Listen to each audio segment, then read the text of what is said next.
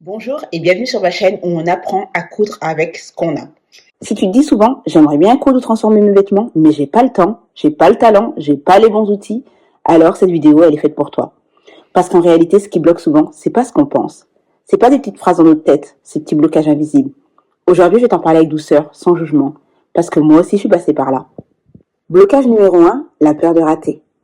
On a peur de gâcher le tissu, de tout couper de travers, de faire un truc moche. Et si je te disais que c'était normal? C'est pas un bug, c'est un passage. Mais tu sais quoi? Ce que tu risques de rater, surtout, c'est de te faire plaisir.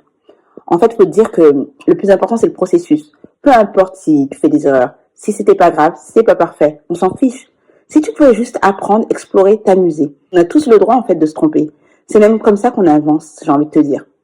Regarde, par exemple, ça, c'est un vêtement que j'ai commencé à faire et que je me suis loupée. Pourtant, ça fait des années que je couds, ça fait des années que je travaille dans le milieu et ça m'arrive de me louper. Mais c'est pas grave. La prochaine fois, je le saurai et je referai différemment.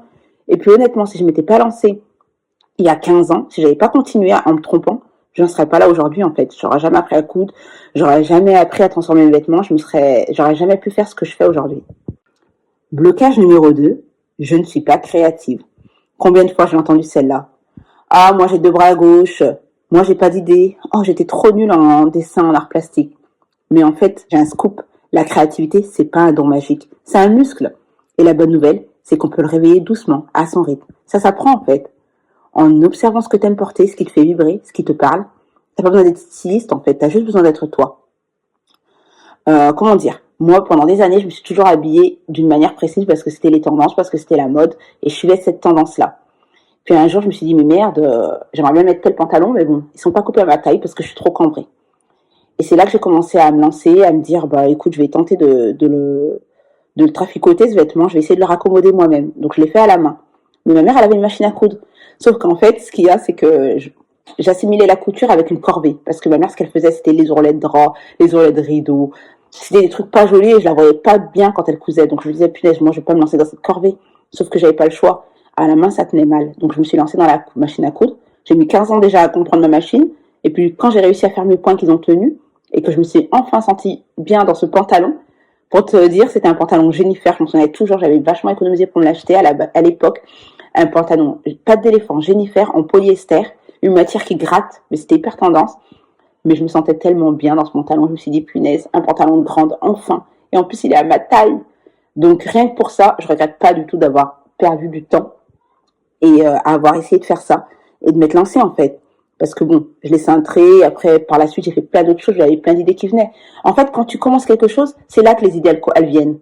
C'est comme quand on dit l'appétit vient en mangeant, genre t'as pas faim, mais quand on te donne à manger, bah bizarrement tu grignotes tout ce qu'il y a sur la table. C'est pareil pour moi la créativité. Ça se développe, ça s'apprend. Blocage numéro 3, je dois savoir faire avant de me lancer. Ça c'est un blocage qu'on traîne souvent sans s'en rendre compte. On pense qu'on doit d'abord faire le cours parfait, avoir la machine parfaite, le matériel parfait, tout maîtriser avant de commencer. Mais la vérité, c'est qu'on apprend en faisant. Et que c'est souvent en se lançant avec ce qu'on a qu'on découvre de plus en plus de choses sur soi. Clairement, si j'avais attendu d'avoir la machine parfaite, si j'avais attendu d'avoir les ciseaux à la mode, si j'avais attendu d'avoir le coupe-fil, d'ailleurs il y a plein de matériaux, que je connaissais même pas, je ne connaissais même pas l'existence. Je les voulais parce que je les voyais sur les tutos, sur les vidéos des autres. Et finalement, j'en avais même pas besoin. T'as besoin que de l'essentiel. Honnêtement, il faut se lancer avec ce qu'on a, à partir de ce qu'on a. Et c'est comme ça que ça fonctionne. En fait, t'as pas besoin d'attendre. Tu peux commencer petit, maintenant. Mais quoi qu'il en soit, il faut se lancer.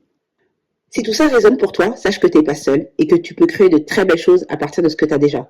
Et d'ailleurs, c'est ce que j'enseigne dans mon approche de la couture durable et créative. Parce que c'est ça finalement, faire avec ce que l'on a, à partir de ce que l'on a. Le processus de création et de transformation d'un vêtement, il n'est pas aussi lambda, aussi anecdotique que vous pensez en fait. C'est un réel processus de transformation. Tu vas te rendre compte qu'en créant, juste en créant des vêtements, en étant toi-même, tu vas découvrir qui tu es toi. Et franchement, il n'y a rien de plus beau que ça en fait, j'ai envie de dire.